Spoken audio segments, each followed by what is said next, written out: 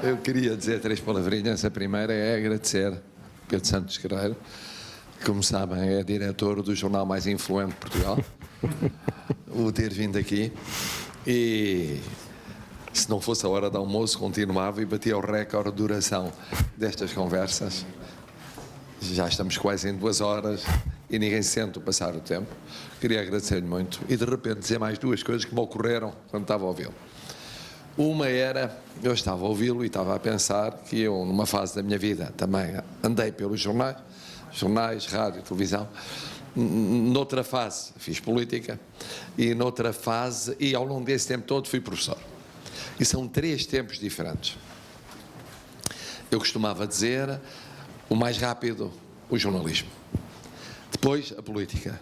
O mais lento, a universidade. Porque fazer uma tese, preparar uma aula, investigar, não tem prazo. Às vezes não tem prazo, ou tem prazos mais longos. E aquilo que eu aprendi com o jornalismo era mais lento há 40 anos do que é hoje. E a política muito mais lenta. É que tudo acelerou e eu aprendi com o jornalismo a adaptar-me àquilo que é hoje o ritmo da política. O ritmo da política não é tão intenso quanto o do jornalismo, mas é quase. E o conhecer a realidade da ótica do jornalismo facilita, de uma certa forma, o acompanhar a velocidade da política hoje. A segunda era contar-vos uma história, porque eu recordei-me, eu estive no Expresso, na fundação do Expresso, e não havia censura.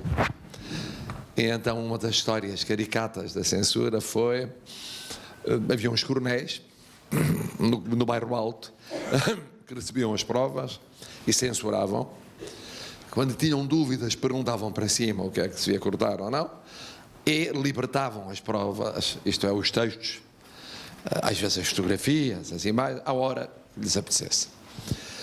E um dia houve um golpe militar na Grécia. E os coronéis não libertavam a notícia da Grécia. E era simples, era uma notícia pequena, era explicar que tinha havido um golpe militar na Grécia e nem sequer havia muitas análises, nem muitas... Era tal a hora, estava-se em cima da saída, tinha que ser uma notícia curta, não vinha. E eu era normalmente encarregado de negociar com os coronéis. O diretor era o Dr. Francisco Pinto Poço, não tinha muita paciência para isso. E então eu lá discutia, corta esta linha, não corta esta linha, isto quer dizer isto, então usa-se esta palavra por esta, põe-se esta, não põe esta. Bom. E eles fecharam. De repente foram-se embora para casa.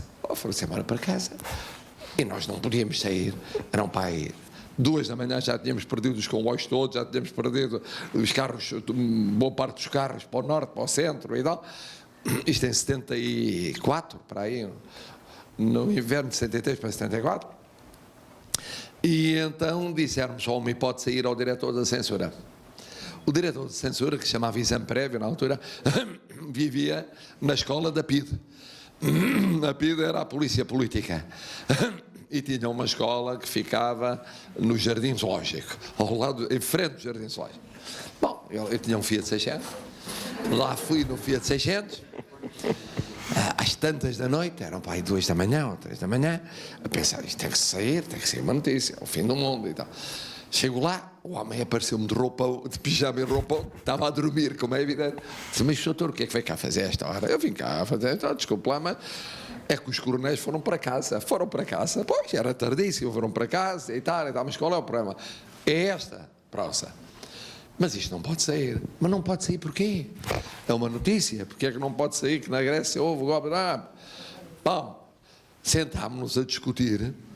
E ele tinha um calorífero, um daqueles aquecedores de filamento, vocês nem sabem o que é isso, eram muito velhinhos, e que tinha um filamento que ficava vermelho e aquecia a casa e tal, era uma coisa pré-histórica. Bom, sentámos, e eu levava um cascol, estava muito frio.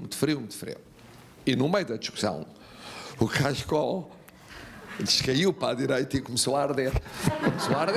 O fim do mundo, porque lá ardeu o cascol, nós conseguimos apagar o fogo e não sei quanto e tal. E eu disse, agora, deve-me um cascol. A dizer, em troca do cascol, tem que me deixar passar 2 ou 3 linhas.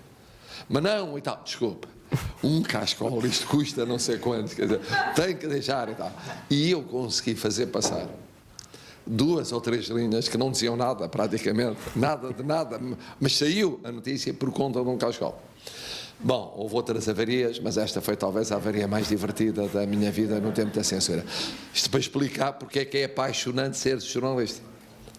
Porque destas aventuras, a Ana, outra que me lembro de repente, veio cá o Edward Kennedy, que era o irmão mais novo dos Kennedys, logo a seguir à Revolução, e deu uma entrevista em exclusiva ao Expresso, e eu fiz-lhe a entrevista.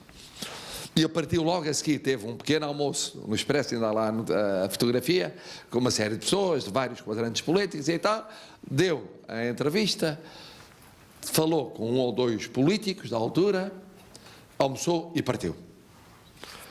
Bom, eu feliz, temos a entrevista, que bom, temos a entrevista, um daqueles, vocês não conhecem, gravadores pré-históricos.